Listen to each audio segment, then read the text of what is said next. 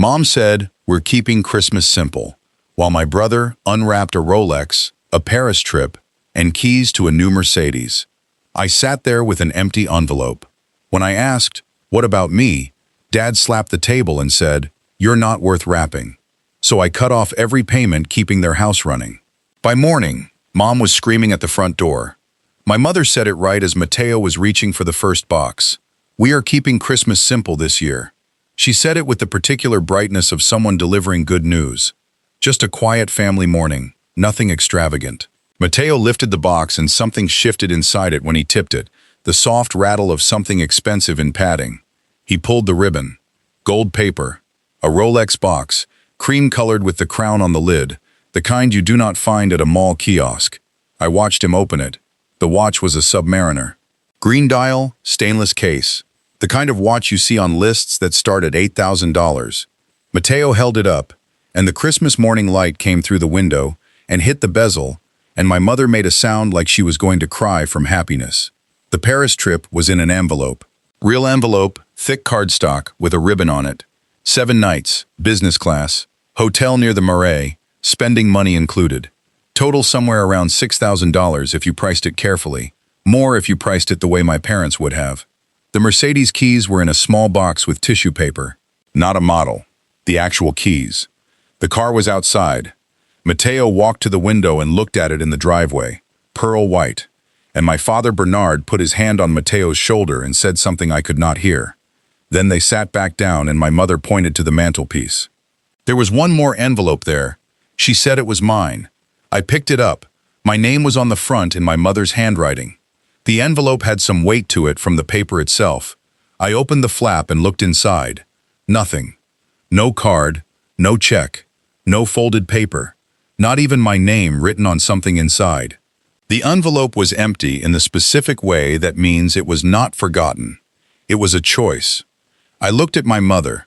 She was straightening the ribbon from Mateo's box, not looking at me. I said, "What about me?"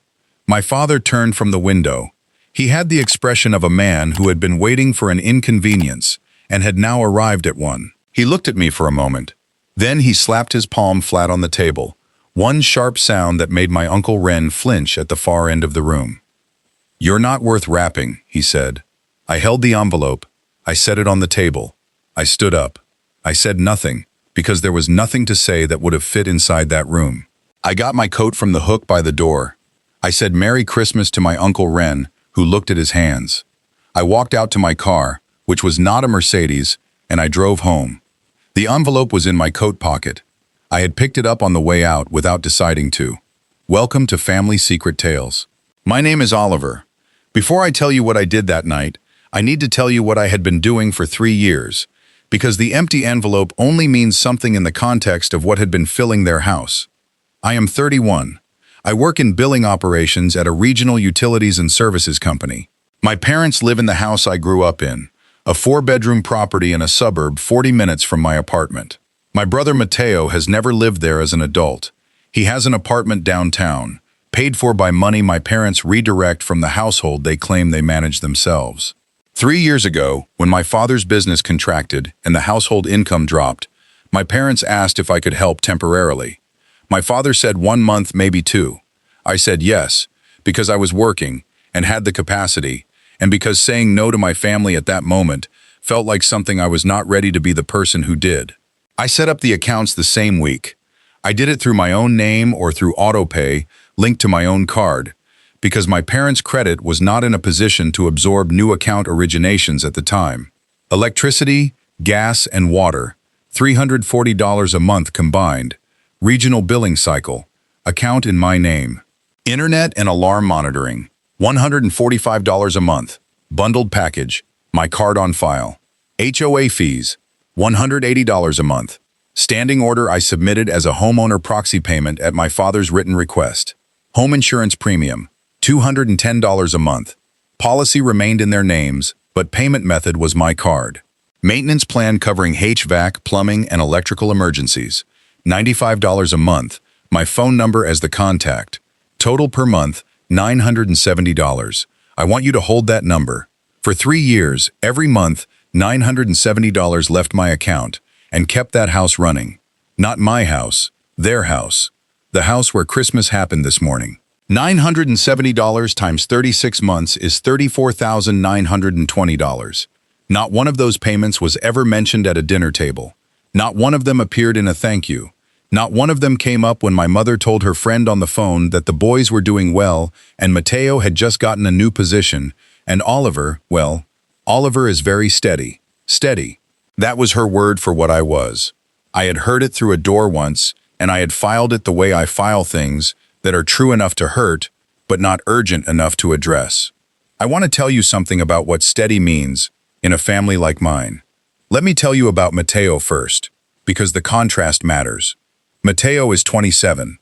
He has a downtown apartment that my parents help with, not officially, not in a way they would describe as financial support, but in the way families support people they have decided need supporting. He has changed jobs 4 times in 5 years, each time landing somewhere that my parents describe as exciting, or promising, or a real opportunity. He is charming in family settings in a way that I recognized early as a skill, not a personality. He knows which questions to ask adults and which compliments to give, and how long to sit in a room before leaving. It feels like a natural departure rather than an escape. I am not charming in that way. I am the one who calls when there is a problem to solve. I am the one who drove my parents to the hospital when my father had his procedure in the spring of last year, sat in the waiting room for 6 hours, drove them home, set up the medication reminders on my father's phone. I did not mention the lost workday. It did not occur to me to mention it. That is what steady does. Steady handles it. Steady does not get the Rolex. Steady does not get the Paris trip. Steady gets the steady expectation that steady will continue, and the empty envelope is not an oversight. It is a description. I want to tell you something about what steady means in a family like mine. Steady means you handle it. Steady means nobody worries about you, because you do not give them reason to worry, which is a different thing from being okay. Steady means your brother gets the encouragement and you do not need it because you are already fine. Steady means you get an empty envelope on Christmas morning because the empty envelope is apparently what steady earns. For 3 years I had been steady to the tune of $34,920. I drove home on Christmas morning with the empty envelope in my coat pocket, and I thought about that number for the entire 40-minute drive. I am a billing operations coordinator. I have held this position for 6 years. What I do, in plain terms, is manage payment accounts, standing orders, auto-pay structures, and billing transitions for residential and commercial service accounts. When a customer needs to cancel a payment method, transfer an account, or remove a card from a service, I am the person who manages that process from the administrative side. What that means in practice: I have spent 6 years watching what happens when someone stops being the payment method behind a household. I have processed hundreds of account transfers. I have seen the notification sequence that goes out when a standing order is canceled. I know which alerts are immediate, which are batched overnight, and which require a business day to generate. I know what a homeowner receives in their inbox at 7 a.m. when a utility account loses its auto pay and the system flags it for owner attention. I want to be precise about something before I tell you what I did that night, because precision matters here. I did not use my employee login to touch any account. I did not access any internal billing system. I did not use a single tool that my employment gives me access to. I was not at work. I was at my kitchen table at 11 p.m. on Christmas night. What I did as a private individual and a customer. The accounts were mine. I was the account holder. I was the name on the electricity account, the card on the internet bundle, the credentials behind the alarm monitoring, the payment proxy on the HOA, the card on file at the insurance company. I had set all of them up. I had maintained all of them. I was the only person with the login credentials to manage any of them, because my parents had never asked for the credentials and I had never offered them, because for 3 years the system had worked fine and nobody had needed to look at it. My profession did not give me special access. It gave me the knowledge to understand exactly what would happen, in what sequence, at what precise time of the morning when I canceled each one. I knew which services would send immediate notifications. I knew which would trigger account transfer requests to the service address. I knew the difference between removing yourself as a payment method and shutting a service off. which are two completely different actions with completely different legal implications. Shutting a service off requires a work order.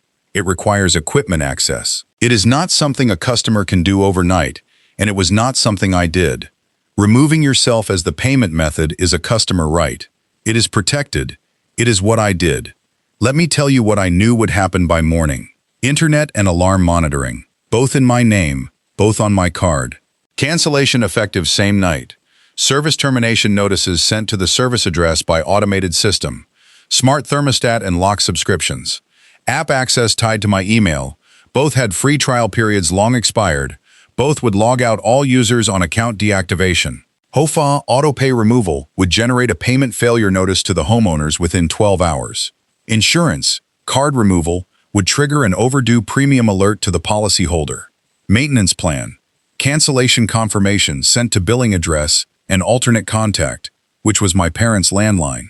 Water and gas autopay, both on my card. Removing the card did not cut the service. It meant the next bill would arrive with a balance and no payment method. They would have until the due date to pay it themselves. By morning, my parents would receive 7 service alerts before 8 a.m. I drove home on Christmas afternoon. I made dinner. I ate alone. I washed the dish and left it in the drying rack.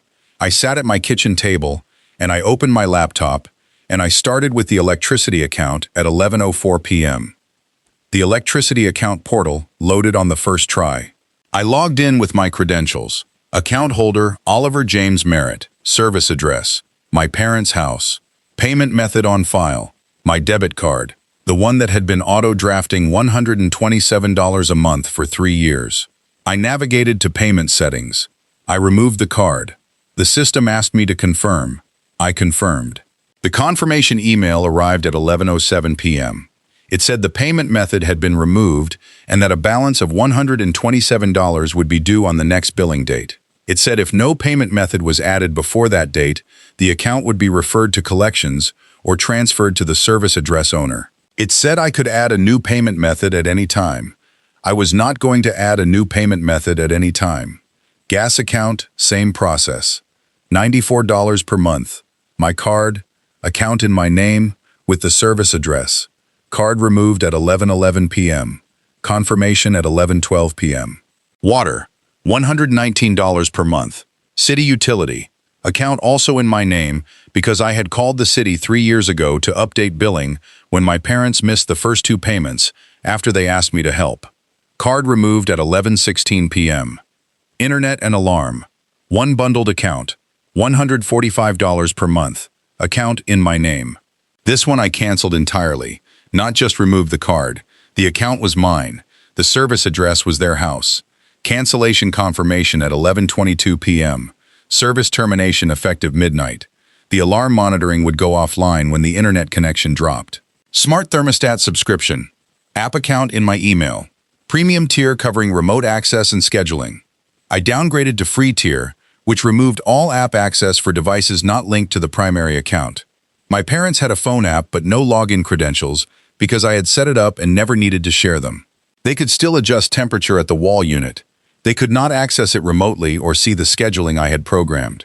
Smart lock subscription, same structure. I removed the guest access credentials my parents used for the backdoor app.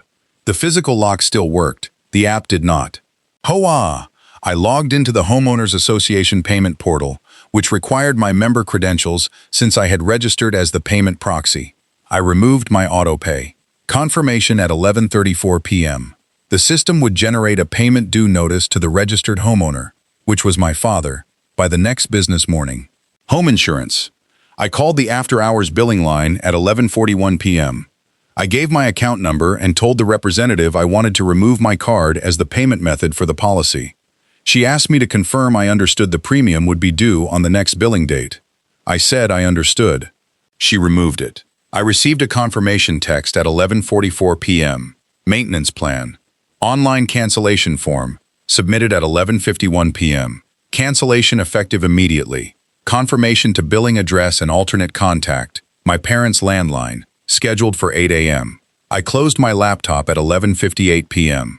7 accounts. 1 month had become 36.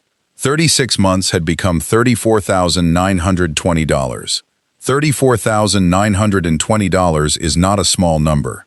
It is the kind of number that takes years to accumulate, paid in increments small enough to feel manageable and large enough to matter. It is the kind of number you do not think about clearly until you see it written in a total at the bottom of an account history, all at once, in plain digits. I looked at it for a moment on the screen before I closed the tab. Not worth wrapping. I put the empty envelope on the desk beside the laptop. I went to bed. I set my alarm for 6:45 because I had a shift in the morning and I was not going to miss it. My phone rang at 7:08 in the morning. It was my mother's number.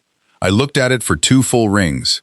I answered on the third because not answering would have produced a callback sequence that would have followed me to work. She was not speaking at first. There was movement, the sound of a door, outdoor air, and then her voice, which was not the Christmas morning voice. It was a different register entirely. Oliver, she said it the way people say a name when they want it to be a command. The internet is not working. The alarm panel is beeping. There is a notice from the HOA on the door, and I do not know what it says, because it is in an envelope, and your father will not look at it. The thermostat app says the account has been deactivated. What did you do? I said. I removed my payment methods from the accounts I was paying. Silence. Then, what does that mean? It means the accounts need new payment methods, I said. The internet account was canceled because it was in my name. The others have balances due. There should be notices with the account information and transfer instructions, she said. The alarm is beeping. The alarm monitoring service was part of the internet bundle, I said. That account is closed. You would need to set up a new monitoring contract through the provider directly. She said, how long has this been going on? The payments. How long have you been paying all of this? I said, 3 years. Another silence. Longer. Oliver, I did not know all of that was coming from you, she said. Her voice had shifted into something that was trying to sound like concern. Your father handled the bills. I assumed the accounts were in my name, I said. The payment history is in my name. The confirmations went to my email. For 3 years, she said, we need to talk about this. I am on my way to work, I said. She said something else, but I had already moved the phone from my ear. I set it face down on the nightstand. I finished getting dressed. I made coffee. My phone buzzed 4 times while I was in the kitchen. 3 from my mother, 1 from my Uncle Ren, texting to ask if everything was okay. I texted Ren. Everything is fine. Merry Christmas. I drove to work. Our office runs a skeleton crew between Christmas and New Year, and I had volunteered for the week because I had not had plans this year. My colleague Jess was in when I arrived. She had brought cookies. I took one and sat at my desk and turned on my monitor and opened the billing queue for the day. The queue had 11 accounts. I started on the first one. By 8:15, I had cleared 3. At 8:23, my father called. I let it go to voicemail. He called again at 8:31. I let that one go too. He called a third time at 8:47, and I answered because the repetition had started to affect my ability to focus. Oliver? His voice was the one he used when he believed he was owed something. You are going to explain to me what you think you are doing. I removed my payment credentials from the household accounts I was managing, I said. You had no right to do that. I had every right, I said. The accounts were in my name or on my card. I am the account holder. I removed myself. You are disrupting the household, he said. You are doing this because of this morning. Because you are upset, I said. I am at work. Oliver. His voice shifted tighter. Fix it. Today. Call whoever you need to call and fix it. I said, I can send you the account details for each service so you can set up your own payment methods. That is the simplest path. He said, that is not what I am asking you to do. I said, I know. I ended the call. He called back at 11:15. This time the voice was different again. Not the contractor voice. Something underneath it. Something I had not heard often from my father, because my father does not easily arrive at the place where he needs something from someone and has to acknowledge it. He said, the insurance company sent a notice. The premium is due in 4 days. If it is not paid, the policy lapses. I said yes. I removed my card from the autopay. The notice would have the policy number and the payment portal link. He said, Oliver, this is our home insurance. I know what it is, I said. I have been paying it for 3 years. A pause. I need you to put the payment back, he said. The other things, fine, we can sort them out. But the insurance needs to be paid. I said, I can walk you through setting up a new payment method on the policy. It takes about 10 minutes. Oliver, that is not... He stopped, started again. We do not have the card information set up for that account. The insurer's billing number is on the notice. I said, they can add a new card over the phone. You would need the policy number, which is on the notice, and a payment card. Another pause. Longer. I let it sit. I have been in billing operations for 6 years. In billing operations, you learn quickly that the pause after a person realizes the system will not bend for them is different from any other pause. It has a particular texture, the texture of someone doing a rapid internal accounting of what they actually have and what the options actually are. My father did that accounting in the silence and arrived somewhere he did not want to be. What do you want? He said. Not hostile. Flat. The flatness of someone who has used up the louder options. I said, I do not want anything, Dad. I want to be at work. He said, is this about this morning? I did not answer that, the way he was hoping I would answer it. I did not say, yes, this is about this morning, and let the conversation become about whether my reaction was proportionate. I said something more specific. This morning, you told me I was not worth wrapping, I said, in front of Uncle Ren, after you gave Mateo a Rolex, a Paris trip, and a Mercedes. After Mom said you were keeping it simple. He said nothing. I heard him breathing. For 3 years, I said, not worth wrapping, paid $970 a month to keep your lights on, your gas running, your alarm monitored, your HOA current, your insurance active, and your maintenance plan available whenever the boiler acted up. $970 a month for 36 months. I let him do the math. He was a man who could do math. $34,920, I said. That is what not worth wrapping cost. He said nothing for a long time. I heard the creak of what I recognized as his kitchen chair, the one he sits in when he is working through something he does not want to work through. Then Mateo's Rolex had cost $8,400. The Paris trip had cost approximately $6,000.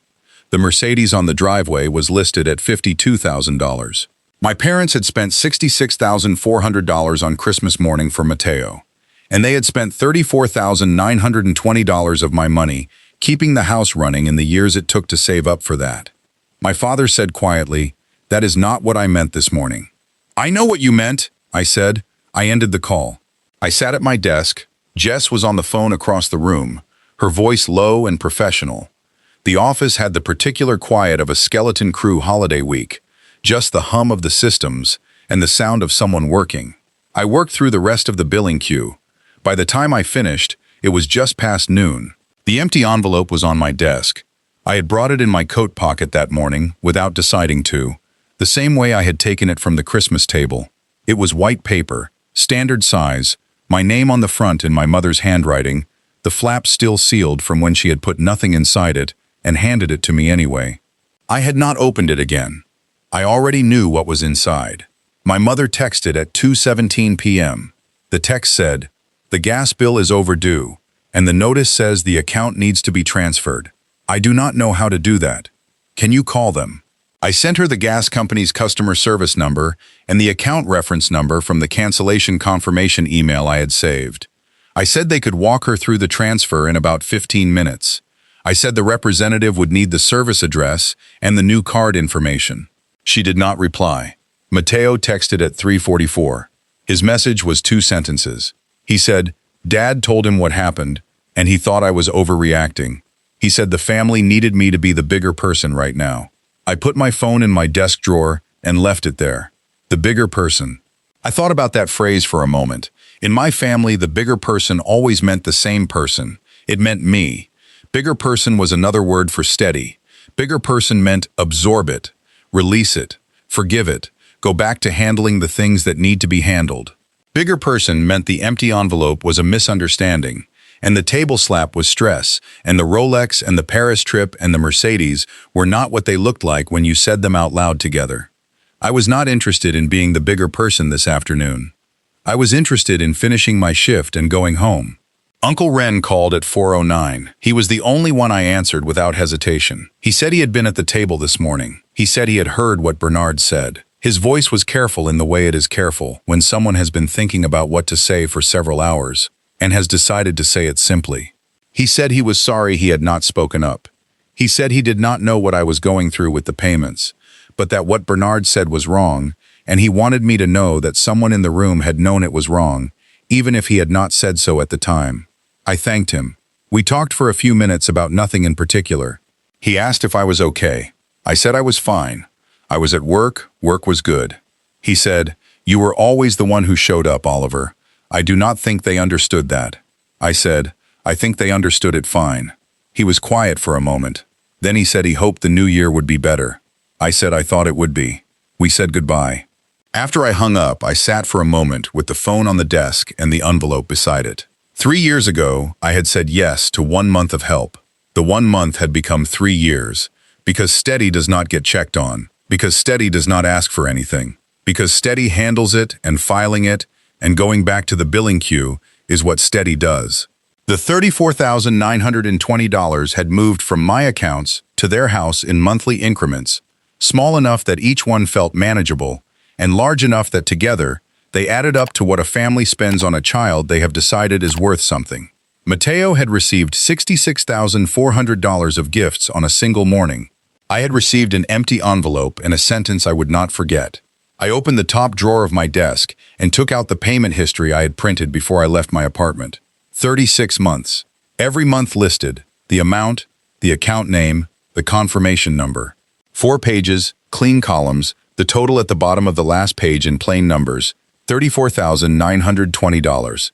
I folded the printout into thirds and slid it inside the empty envelope, not to send to anyone, not to present to my parents, or wave at a dinner table. Just because the envelope had been empty long enough, and the number belonged somewhere, and my name was already on the front, I sealed it. I took a pen from the cup beside my monitor, and I wrote the number on the outside of the envelope in my own handwriting, below my name, $34,920. Then I set it on the corner of my desk where the monitor light would catch it every morning. The December light outside the window had gone flat and gray, the kind that does not pretend to be anything other than what it is. The office was quiet. The billing queue was cleared. The standing orders were all at 0. I had not shut anything off. I had stopped paying for things that were never mine. The distinction is simple, and it matters. That was enough.